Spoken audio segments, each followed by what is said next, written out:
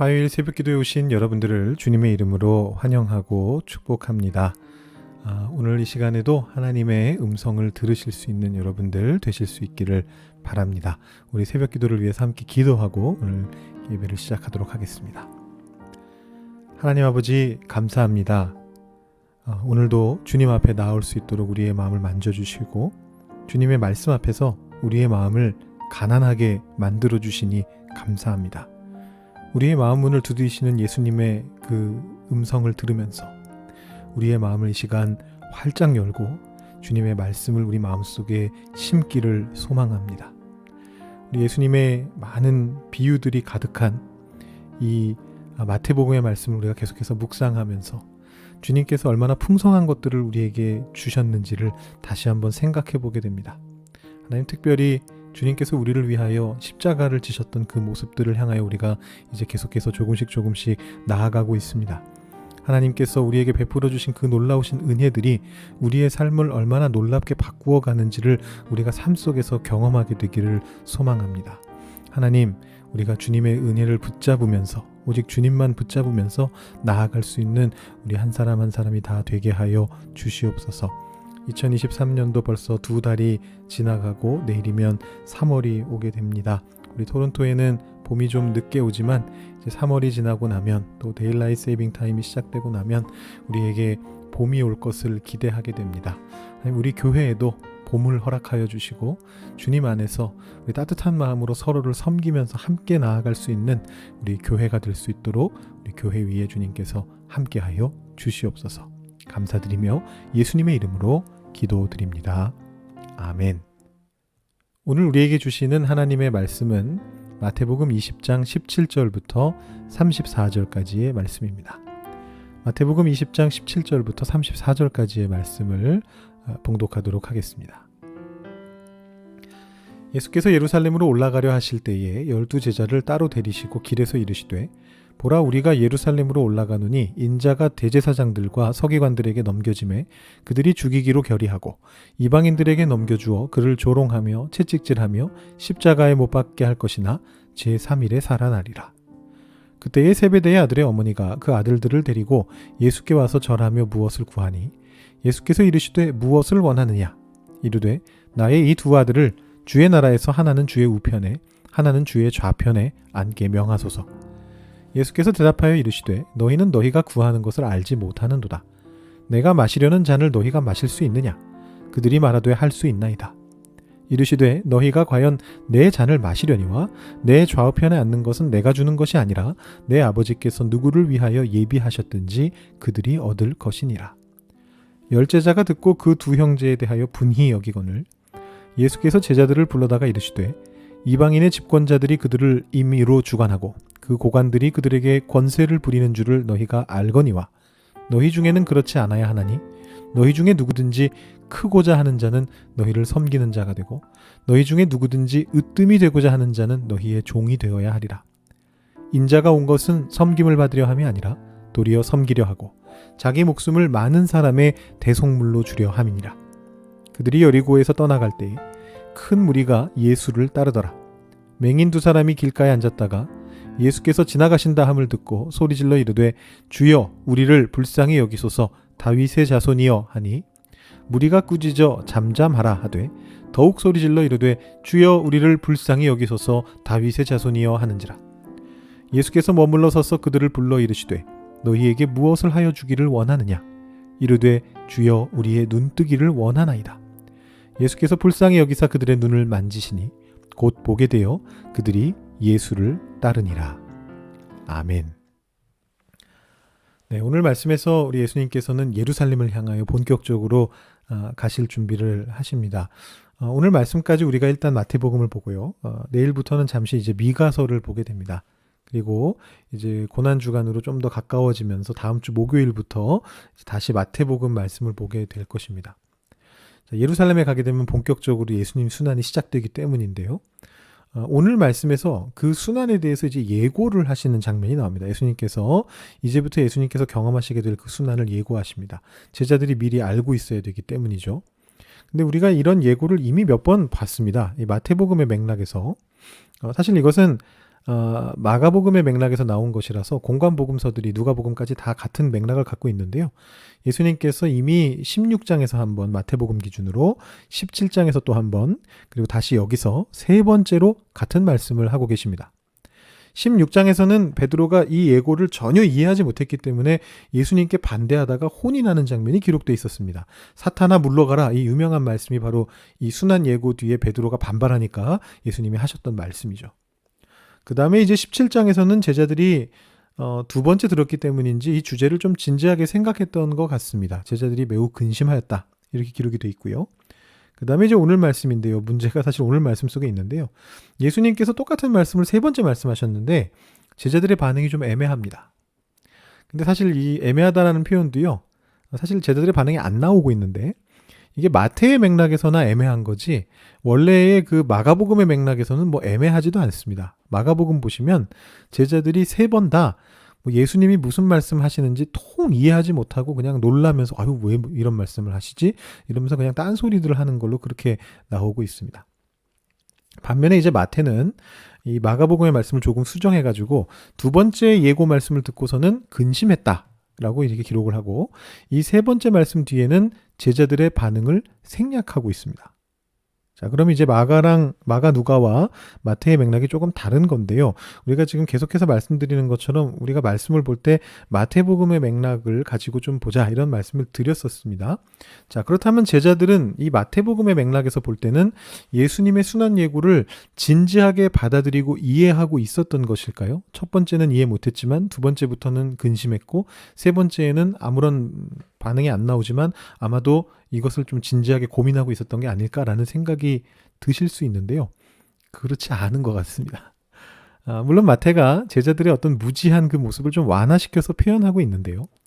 여전히 이 마태복음의 맥락에서도 제자들이 예수님의 순환을 제대로 이해하지 못하는 것으로 나타납니다. 자, 두 번째 예고에서 분명히 매우 근심했다 그랬는데 이 세 번째 예고 뒤에도 이 순환의 의미를 전혀 이해하지 못했다는 것을 적나라하게 드러내고 있는 한 가지 에피소드를 보여주게 됩니다. 그게 뭐냐 하면 바로 야고보와 요한의 어떤 그 권력 투쟁에 대한 그 이제 모습이죠. 물론 마태의 맥락에서 제자들이 완전히 무지한 건 아닌 것으로 보입니다. 그럼 이렇게 생각해 볼 수 있습니다. 아마 이 제자들이 세 번이나 예수님의 동일한 말씀을 들었으니까 적어도 그 내용에 대해서는 이해하고 숙지하였을 것이라고 그렇게 보여집니다. 예수님이 반대파들에 의해서 죽임을 당했다가 다시 부활하신다라는 말씀이구나. 지난번에도 말씀하시더니 또 말씀하시네. 좀 걱정스러운 일인 것 같은데 아마 이 정도로 이해하고 걱정했을 겁니다. 근심을 하긴 했으니까요. 근데 여전히 마음 한구석에서는 이 문제를 진지하게 생각하지 않았던 것 같습니다. 성경에 분명히 기록되어 있지는 않습니다만 그 다음에 있었던 그 내용들, 아까 말씀드린 그 내용과 연관해서 추측해 본다면 제자들의 이 순간의 마음 상태는 아마 이러했을 것 같습니다. 죽었다가 다시 되살아나신다고? 뭐하러 그런 일을 하지? 게다가 그게 가능은 할까? 예수님께서 죽은 자까지 살리실 수 있는 능력이 있는 분인 거야 우리가 지금까지 봐왔지만 본인이 죽었을 때는 예수님 자신이 돌아가시게 되면 그땐 도대체 누가 예수님을 살리지? 이게 가능한 일일까? 그리고 나서 아마 결론은 이렇게 갔을 것 같습니다. 아이고 뭔 말인지 모르겠다 야. 나중에 때가 되면 또 알려주시겠지 뭐. 우리가 제대로 알아야 될 때가 되면 다시 한번 얘기해 주시겠지. 아마 여기까지가 이 제자들의 이해력의 한계였던 것 같습니다. 그리고 나서 바로 이어지는 스토리가 바로 20절 이하에 세베대의 아들의 어머니가 아들들을 데리고 나오는 야고보와 요한의 어머니가 야고보와 요한들을 데리고 예수님께 와서 절하였던 그 장면입니다. 어쩌면 이렇게 타이밍도 참 거기에 보시면 20절 시작할 때 그때에 라고 이렇게 기록되어 있습니다. 예수님께서 순환 예고를 딱 하셨는데 제자들이 무반응으로 넘어가거든요. 이게 도대체 뭔 말인가 하면서 그냥 적당히 뭔 일이 나긴 나겠나 본데 하면서 넘어갔는데 그 상황을 전혀 이해하지 못한 상태에서 그때에 이런 일이 벌어졌다라는 겁니다. 참 타이밍도 진짜 거참 이 소리가 저절로 나오는데요. 아마 이 말씀은 그 역사에 기록된 중에 가장 오래된 그 치맛바람에 대한 기록이 아닐까 이런 생각이 다 드는데요. 다 큰 성인인 야고보와 요한을 위해서 어머니까지 동원된 온 가족이 다 동원돼서 지금 예수님께 요청을 합니다. 그게 뭐냐 하면 예수님이 메시아로서 성공하셨을 때 두 아들을 주의 우편과 좌편에 앉게 해달라라는 그런 말씀입니다. 이 우편과 좌편이라는 얘기는 한마디로 제일 높은 자리로 올려달라 이 소리죠. 제가 브릿지에서 이 본문으로 설교할 때 영의정 없는 좌의정 우의정이다 이렇게 제가 표현한 적이 있는데요. 예수님의 오른팔 왼팔이 되게 해주십시오. 이런 말을 하는 거죠. 예수님이 이런 요청에 대해서 뭐라고 대답하시느냐 하면 왕이 내리는 술잔이라는 어떤 비유로서 중의적인 대답을 하고 계십니다. 22절 23절 보시면요. 예수께서 대답하여 이르시되 너희는 너희가 구하는 것을 알지 못하는도다. 내가 마시려는 잔을 너희가 마실 수 있느냐? 그들이 말하되 할 수 있나이다. 이르시되 너희가 과연 내 잔을 마시려니와 내 좌우편에 앉는 것은 내가 주는 것이 아니라 내 아버지께서 누구를 위하여 예비하셨든지 그들이 얻을 것이니라. 이 왕이 내리는 술잔이라는 것은 그야말로 권력을 상징하는 말입니다. 왕이 술잔을 내리면 그 사람은 뭐 장군이든지 아니면 뭐 어떤 신하든지 간에 이제 권위를 딱 입게 되는 거죠. 내가 왕이 가장 신임하는 신하다 이렇게 되는 거거든요. 예수님 말씀을 듣는 이 야고보와 요한과 또 그 어머니는 예수님이 주신다고 하는 그 잔이 아이고 바로 예수님의 오른팔 왼팔 된다는 뜻이구나 이렇게 받아들였을 것입니다. 다만 이 정도 생각은 했겠죠. 이런 권력의 술잔이 그 권력이 막강한 대신에 엄청난 위험도 동시에 내포하고 있거든요. 흔히 뭐 절대적인 권한이 있지만 그 결과를 어떻게 내냐에 따라서 손쉽게 해임당하거나 비난당할 수도 있는 그런 직위를 비유적으로 나타낼 때 대표적으로 한국 축구대표팀 감독을 예로 들 수 있는데요. 이런 직위를 나타낼 때 아주 비유적인 표현으로 아이고 이것은 독이 든 성배다 이렇게 이제 이야기를 하는데 오늘날에도 그렇게 표현을 하는데 아마 그들이 예수님의 경고를 그 정도의 의미로 받아들였을 것 같습니다. 그래 뭐 권력 다툼 하다 보면 손에 피 묻힐 일도 생기게 될 거고 하지만 뭐 권력만 잡을 수 있다면 뭐 그 정도야. 내가 다른 열제자들을 누르고 특별히 예수님의 특별한 사랑을 받는 것 같은 저 베드로를 누르고 경쟁심이 있었겠죠. 저 베드로를 누르고 내가 오른팔 왼팔만 될 수 있다면야 좀 힘든 일이 벌어진다 해도 뭐 오케이 그 정도는 괜찮지. 예수님의 경고를 그 정도로 생각한 거죠. 이 두 사람의 요청에 대해서 다른 열제자들도 분하게 여겼다라는 이 성경의 기록을 보면 제자들 중에 그 누구도 예수님이 마시는 잔이 정말 무엇을 의미하는가를 전혀 이해하지 못하고 있었던 것 같습니다. 예수님의 잔은 무엇입니까? 십자가에 달려 돌아가시는 것이죠. 사랑이 뒷받침된 고난과 희생의 길입니다. 근데 제자들은 그저 약간의 다툼이 있는 권력과 재물의 잔이라고 그렇게 생각한 것입니다. 그토록 많은 말씀을 듣고 그토록 많은 비유를 듣고도 여전히 이해하지 못하고 있는 이 제자들을 예수님께서 다시금 불러 모아가지고 교육을 하십니다. 너희 중에 누구든지 크고자 하는 자는 섬기는 자가 되어야 한다. 이제는 좀 알아들어라. 인자가 온 것은 섬김을 받으려 함이 아니라 도리어 섬기려 하고 자기 목숨을 많은 사람의 대속물로 주려 함이니라. 그게 내가 너희들에게 고난을 예고한 순환을 예고한 이유다 라고 다시 한번 설명하십니다. 그리고 나서 이 마태는 마가복음을 따라서 이 뒤에 눈먼 맹인 두 사람을 치유한 기적을 덧붙이고 있습니다. 근데 이 두 사람의 치유 기적은요. 이 맥락 속에서 본다면 이 앞에 저희가 살펴봤던 이 맥락에서 본다면 이 앞에 예수님께서 비유로 말씀해 주셨던 바로 이 상황들을 증명해 주는 사례로서 기능을 하고 있습니다. 무슨 말씀이냐 하면 여기 보면 이 맹인들이 사회적인 약자거든요. 무리들이 뭐라 그랬느냐 하면 예수님을 막 부르짖으니까 잠잠하라라고 꾸짖었습니다. 너희는 말하면 안 된다. 조용히 있어라.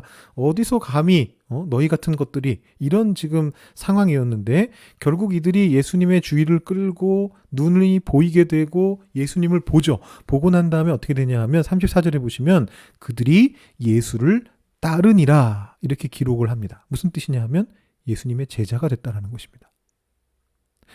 사회적인 약자였던 사람들에게 무시당하던 잠잠하라라는 소리를 듣고 있었던 그 맹인 두 사람이 눈이 뜨여졌고 이제 예수님을 따르며 예수님의 제자가 되었습니다. 예수님의 12제자보다 한참 나중에 예수님을 보게 된 이 맹인들이 이제 그들과 같은 동일한 제자들이 돼가지고 예수님을 따르고 있습니다. 나중에 보시면 바울이 예수님께서 돌아가시고 다시 부활하신 시점까지도 예수님을 핍박하는 자였는데 가장 나중에 예수님을 보고 나서 그 모든 제자들보다 더 많은 일들을 하는 것을 보게 되죠. 그러니까 어제 묵상 말씀에서 보았던 것처럼 결국은 먼저 된 자 나중되고 나중된 자 먼저 되고, 예수님 하나님께서는 가장 좋은 것을, 같은 것을 똑같이 그들에게 나눠주시고자 한다라는 것이 하나님의 선하신 뜻이다라는 점을 이 두 맹인의 치유를 통해서 그대로 보여주고 있습니다. 오늘 말씀을 한번 정리해 보겠습니다. 여러 가지 내용이지만 제가 한 가지 주제로 엮어가지고 여러분들께 말씀을 드렸는데요. 이렇게 한번 요약해 볼 수 있을 것 같습니다. 교만한 자들이여 자제해라. 높아지려면 섬겨야지. 연약한 자들이여 잠잠하지 말아라. 너희들도 나중된 자지만 먼저 될 수 있다.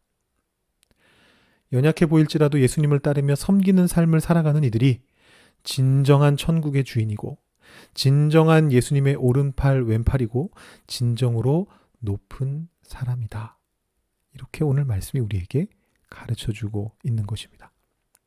때로 우리 중에는 사회에서도 그렇고, 더 나아가서는 교회 공동체 안에서조차도 어떤 권력 다툼 같은 것에 이렇게 몰입하면서 모든 벌어지는 사건들을 정치적으로 막 권력들이 어떻게 움직이는가 이런 걸 가지고 막 해석하면서 그 안에서 어떤 자신의 권력을 지키려고 하고, 자신의 기득권을 지키려고 하고, 그 자신의 작은 권력을 가지고 남들의 입장은 헤아리지 않고 내가 으뜸이니까 내 말을 따라야지, 내가 주님의 오른팔 왼팔이야, 내가 이 담당자야, 내가 이것을 하는 사람이야 라고 말하면서 너희들은 그러니까 내 말을 따라야 돼 라고 행동하는 그런 분들이 있습니다. 근데 예수님께서는 이렇게 말씀하시는 겁니다. 너희 중에 누구든지 크고자 하는 자는 너희를 섬기는 자가 되고, 너희 중에 누구든지 으뜸이 되고자 하는 자는 너희의 종이 되어야 하리라. 예수님의 말씀을 우리 마음팍에 새기고 교회에서 또 여러분의 여러 삶의 현장에서 실천해 가실 수 있는 우리 토론사인 장로교회 모든 분들이 다 되실 수 있기를 주님의 이름으로 축원합니다. 그렇게 될 때 섬기는 자들이 가득한 이 공동체가 그 자리 그 모습 그대로 천국과 같은 모습이 될 수 있을 것입니다. 이 시간 기도하실 때 오늘 말씀 묵상하시면서 우리 마음속에 혹시 교만이 있는가 살펴보시고, 섬기는 삶을 정말 예수님 따르면서 섬겨가는 그 삶을 우리가 살아갈 수 있을 것인가, 어떻게 하면 그들을 섬기면서 그래서 하나님으로부터 칭찬받는, 높이 앉는, 으뜸 가는 종이 될 수 있을 것인가 한번 고민해 보시면서 오늘 하루의 삶을 주님께 올려드리시고요. 또 여러분 가지고 오신 개인적인 기도 제목들을 나누시고 그다음에 새벽 기도 마치시면 좋겠습니다. 기도하시겠습니다.